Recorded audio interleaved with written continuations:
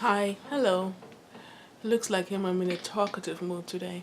Anyway, so now today I am going to talk about the um the wonderland that is African boarding schools.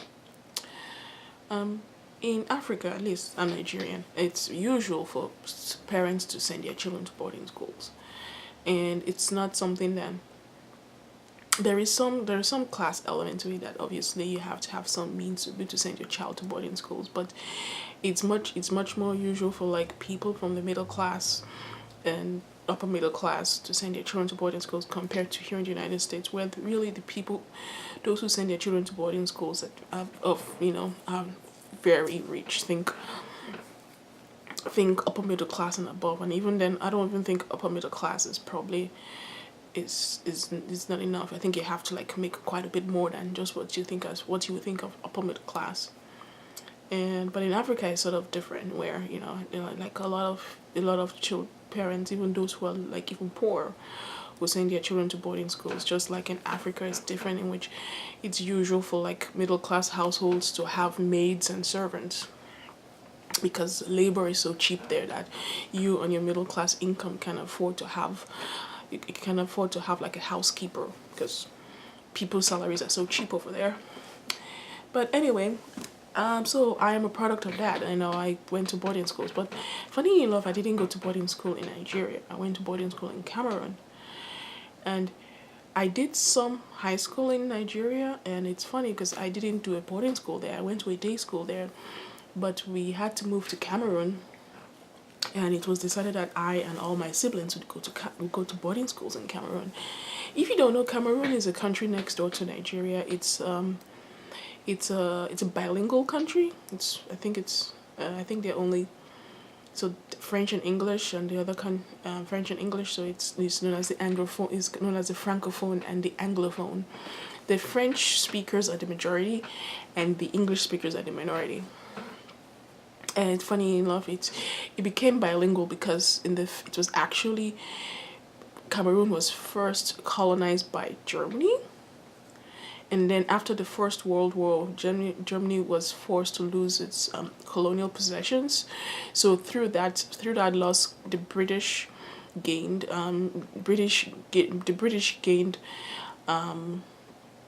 the German part. Like through that loss, the British acquired some territory of Cameroon, and then after like independence, sometime I don't remember, sometime in the 1960s, they were unified again. So the French and English part were unified again. It was I believe like after the First World War, the Cameroon was split between the French and the English. That's what happened. And then after independence, like back in the 60s, it was unified again into one country. And now there are political issues in which the Anglophone part of Cameroon feels like they are being oppressed by the French majority. If you want to look more about that, there's so much, there are research on that. There's research on the political issues that's happening in Cameroon. But anyway, this is not about Cameroon. This is not about the political issues that are happening in Cameroon. But anyway, I went to school in the English part. It was a Catholic boarding school, all girls Catholic boarding school, run by Reverend sisters. And it's funny, it's funny because like the Reverend sisters, most of them were actually Nigerian. It's funny how that worked. It was like there was a convent close to the school, and most of the Reverend sisters who ran it were Nigerian. I don't even think the principal, at least, yeah, the principal and the assistant principal and all the other reverend sisters were Nigerian, and there were some Irish sisters who actually, yeah, like there were a few Irish sisters who actually lived there at the convent and taught some classes. And this, I remember one Irish sister, her name was Sister Angela. She taught Latin and other things. But yeah. So like I call it a wonderland because it's sort of like it's so different from like it kind of tells you how it's so different, how Africa is different from the States, because this is back in the late 90s, late 90s when I went to this boarding school. Like there was no real running water in the school. well, there were some taps that had drinkable water, but like for like water for bathing and washing and all of that stuff had to be fetched from a stream.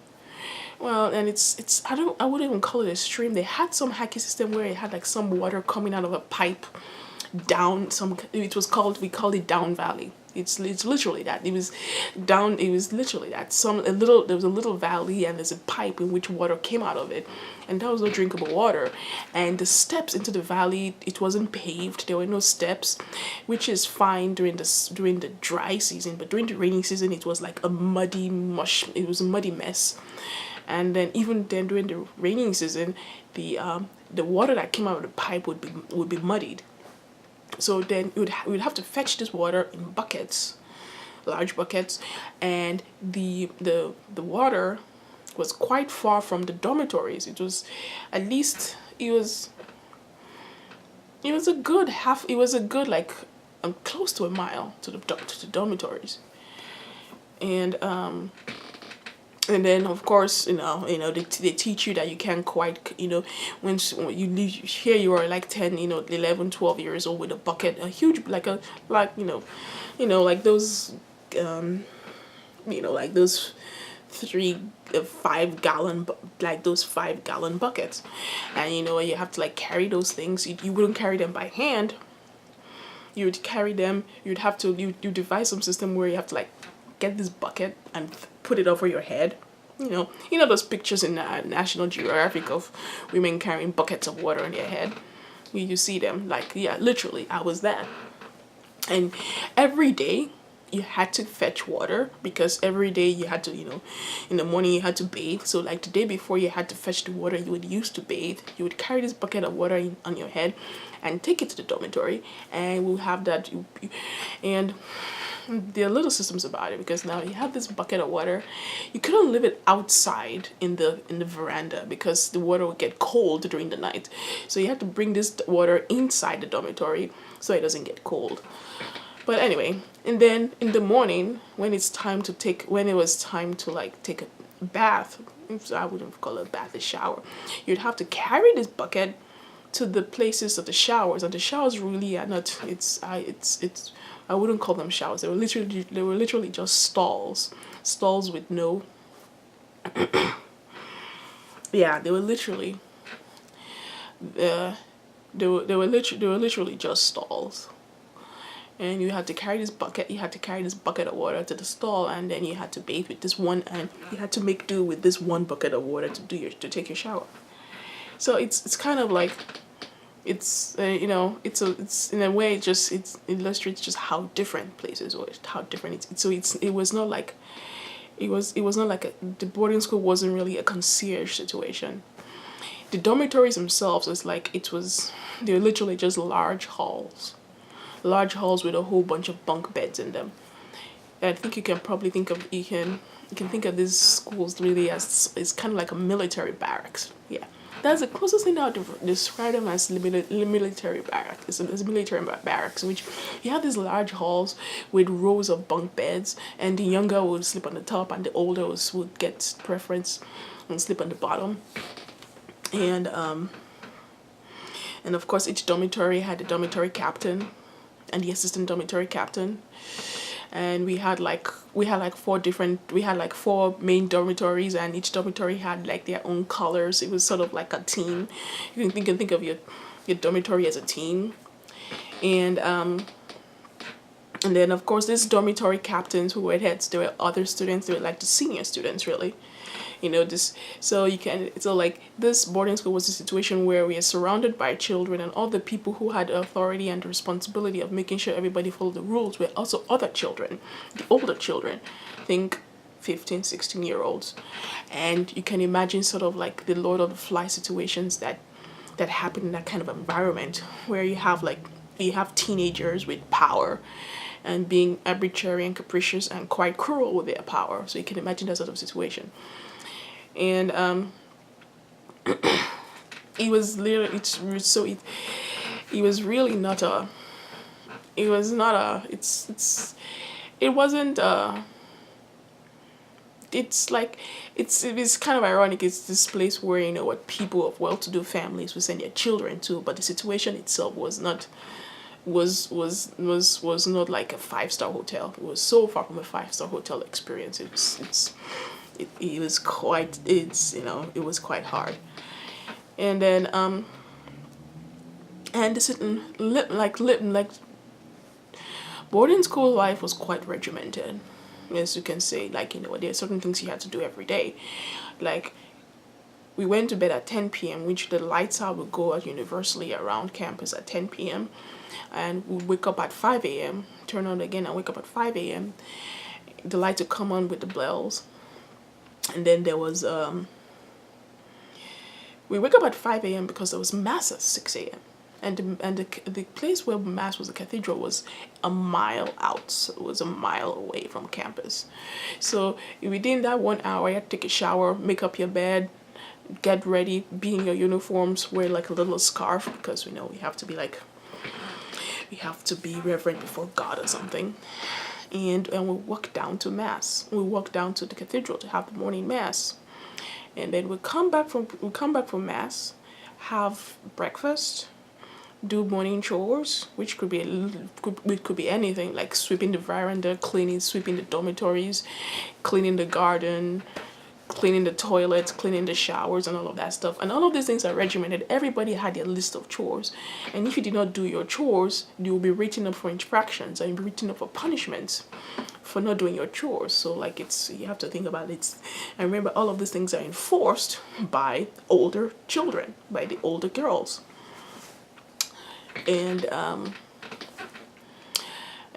so then there will be class at 8 and 8 till like 2, and then there was lunch, there was a siesta, and then there's afternoon study period, and then there was some free time before dinner, which you could do for sports or anything, but I was so uncoordinated, I didn't do any sports. And then dinner, and then there was the evening study period, and then back to bed again. So it's quite regimented. It was quite a regimented thing in which you had to do all those things. And I found that pace of life quite difficult in the beginning, and that kind of gets me to the core part of why I'm making this video. Like, I think I was 11. Yeah, I was 11. I don't quite remember, 11 or 12, when I was entered into boarding school. And before then, remember, I'd been to a day school, and all my life until then, all the stuff I needed to do, living, was literally dependent on my mother shouting. Well, not shouting at me, but like scolding me and pushing me to get things done. She's the one who got me out of bed. She's the one who made sure I had to eat breakfast. She's the one who makes sure that she's the one who is telling you to clean up your room, sweep the floor, do all these things. Like, all those things I do, all those responsibilities, was because my mother will push me to do those responsibilities. And now all of a sudden, in this boarding school environment, all of a sudden, yeah, there are people who are pushing you to do it. But it was like, all of a sudden, you were kind of responsible for yourself. You were responsible for yourself. You're responsible to know that you had to do laundry like once a week. You're responsible to know that once you do laundry, you have to like dry it out, and then you have to iron it and make sure that you're presentable. You're responsible for making up your bed. And if you didn't do quite well in all of those things, you're responsible to make sure that you showered well and brushed your teeth well. And if you failed at all those things, you had all the scorn from your classmates and your peers, and then you have the evil eye of the prefects over you about how badly you were fulfilling your responsibilities. That was incredibly hard for me. It took me a very long time to adjust. And in addition to like adjusting to that sort of regimented lifestyle, there was a very pure feeling of abandonment when I got to the situation.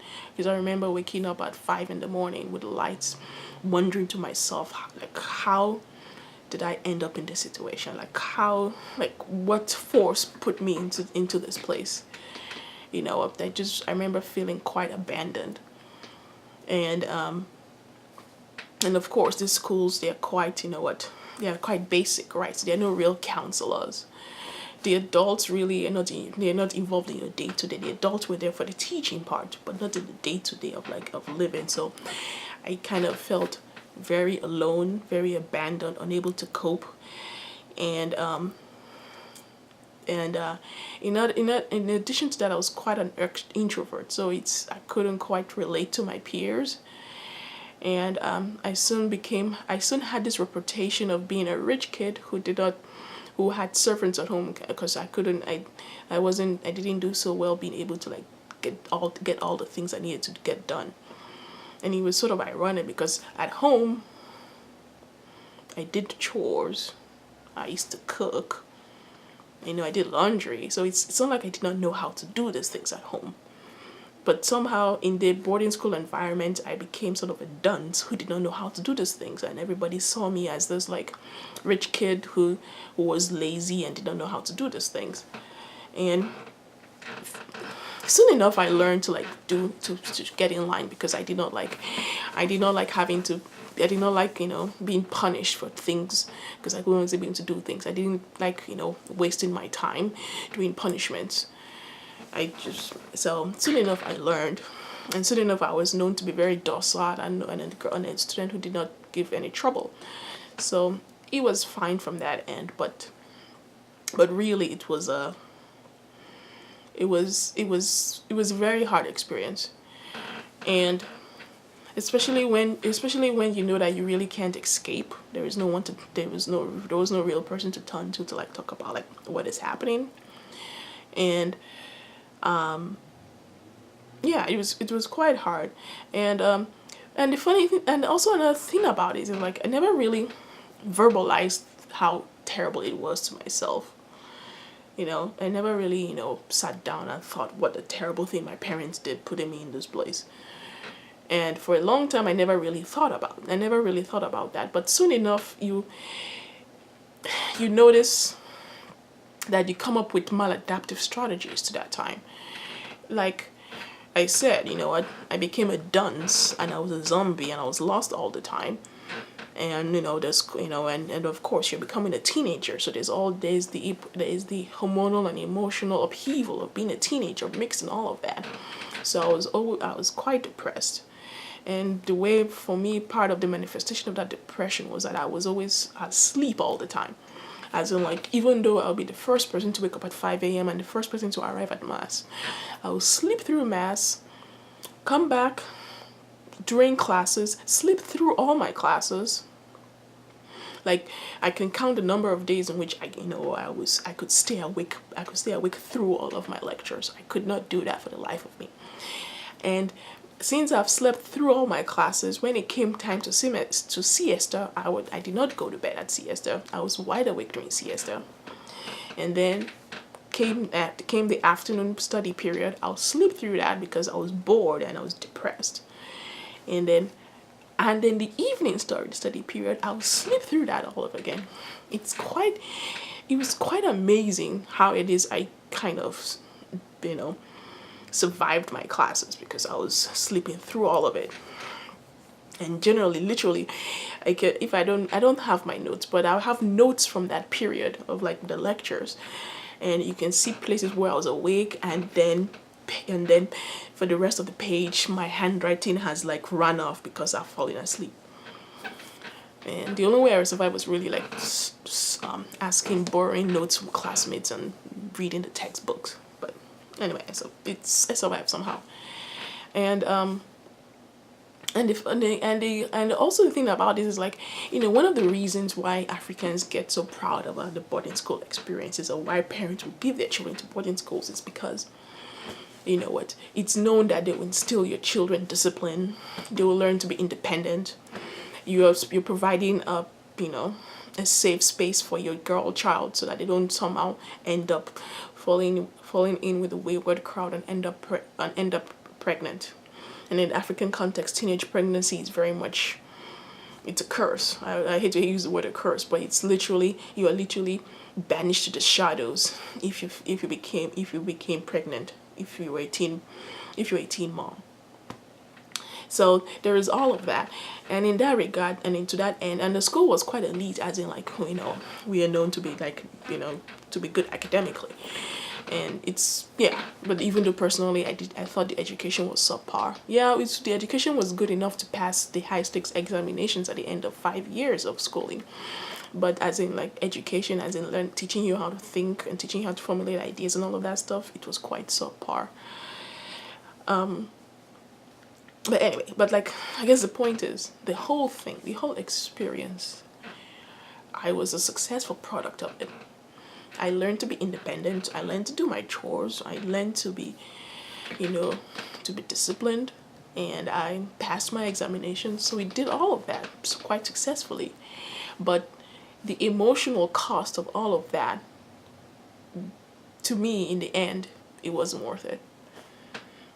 It was, to me, in the end, it wasn't worth it. And so like, if I have children, I would never ever put my child in that situation. I would never ever put my child in a boarding school. Never. Couldn't do it. And I'm probably the one person. And I also recognize that my opinions are quite, if I talk to other Africans and stuff, that my opinions are on the minority side. Other people had great times in boarding school, at least talking from how they're so proud of it. They remember their boarding school experiences as times of pranks and times of fun and times of sisterhood. And to me, that was not my experience.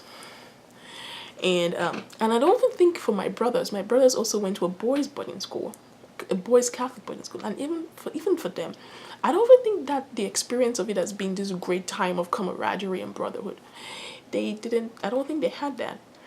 And part of this experience of like the emotional cost is like, all my siblings, we all went, but we were so fragmented from each other, so segmented. Our experiences were so segmented in which we never really talked to each other about our experiences. Not only that, we were so independent, we didn't really have to talk to each other. And that's another sad part of it. We are so independent that we didn't have to talk to each other, even to my parents. Like, even my parents, I never really talked to them about how shitty my life was at boarding school. And I don't even think to this day they kind of understand that our experiences at boarding school was not great. And of course, part of this forced lesson in independence is I learned not to miss my parents. Like all my time in boarding school, I never really, I didn't get angry at them for what they did. But at the same time, I did not miss them either. The only time I missed them was, actually, it's not even a miss. The only time I wanted them is when they came to see me once a semester, and then it was maybe to refill my supplies. That was the only time I wanted them, because food was an issue then, because it's like, even though we were fed and the nutrition was adequate, I was hungry all the time. So I would lose quite a bit of weight. I would lose quite a bit of weight. I would lose like 10-15 pounds. Like over the summer, I would get fat at home, and then when I go to boarding school, I would lose 10-15 pounds right off the bat. So I was hungry all the time. So anytime I wanted my parents, it's mostly just so that they can come and give me a bank of snacks. And that was literally it. But even then, I wasn't happy to see them, and I did not miss them. And of course it's a response, right? It's a response to, like, what, if you start missing them, you are in this shitty emotional situation where it doesn't help you to miss them. It just makes your life worse. It just makes your experience worse. So you learn to block them out from your mind. So in terms of like this emotional cost, it's not something that I have thought about deeply over the years.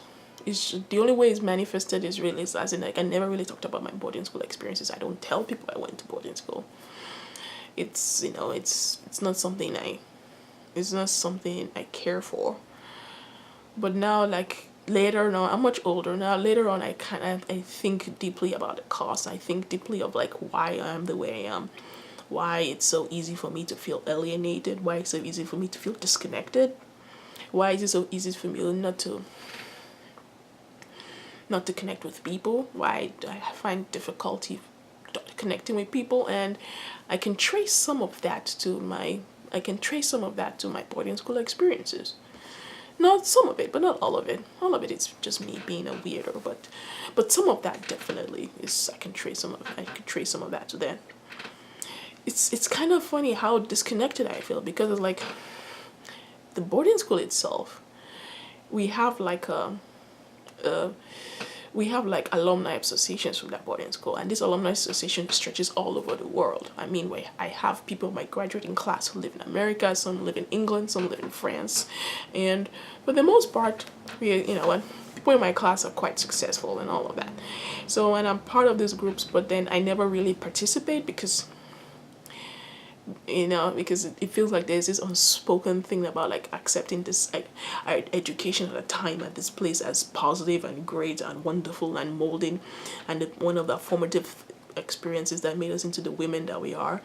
And subconsciously I can never really accept that. I'm part of, and that also contributes to me not being able to like form sisterhood with my classmates. I cannot, I go into these threads and groups on where they are, and I feel so disconnected from all of them. I can't. It's weird. It's kind of that. Well, part of it also is that it's part of it also is that I'm so like my views are so different from the views that they try to instill in us in boarding school.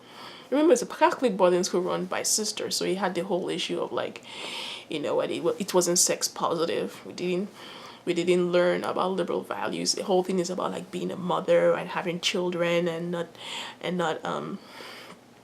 using birth control and all of that stuff. So like all those values, I don't hold to them anymore. So it's, but it's effective. If you want a way of like indoctrinating your children and force feeding them the values, take them away from the parents and put them in an environment where they don't have to interact with their parents, and all of a sudden you can brainwash this child into believing whatever you want to believe. And I guess you can thank the missionaries for that. One thing I didn't mention was that these boarding schools are holdover from the colonial period, because they came from the missionaries. The missionaries, now they had the system where you take the children away from the parents, so therefore you can force feed them religious instruction and then give them an education. It worked during the time, and it's because of that, we're able to have have a generation of educated leaders, but still it's a very I find it an inhumane way of educating children. But and we Africans are we are sort of we are glutton for like hard ways of doing things, if I may say so. And and I should mention that in my time at boarding school, we had instances of girls being pregnant. And one girl in my class was pregnant, actually. I think when I was there were like 2 cases of women of girls falling pregnant. And usually what would happen is that, well, they find they're pregnant, and then they are removed from school, and you don't see them anymore. You don't see them again. That's literally what happened. Yeah, so it's kind of like, I call it a wonderland, because it's a different sort of, it's a different sort of space. It's a different culture. It's just different everything. Now you still have parents, wishing to put their children in boarding schools and all of that, and I don't see it.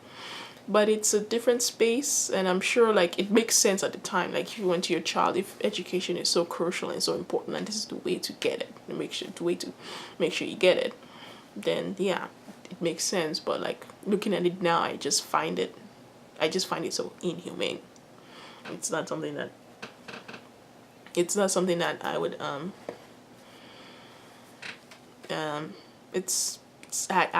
I would not wish this on anybody. Yeah, so those are my thoughts about it. Then if you went to boarding school, if you went to a boarding school, tell me about it. Tell me if you had a great experience. Tell me about it. I should say that, you know what, there are some good things about it. At the end of the day, like, I spent like 4 years there, and in my last 2 years, I preferred being in school, in the boarding school, than being at home. Which, of course, it makes sense. You spend most of your time at school compared to home, and now all of a sudden you prefer being at boarding school away from your parents than being at home under the eye of your parents. So, also, I discovered that, you know what, my love for singing in boarding schools, you know, after going to mass every day and singing all the hymns in the hymnal, I learned to like singing. And I should say that, you know, that value of independence and discipline, probably it's maybe because of that I was able to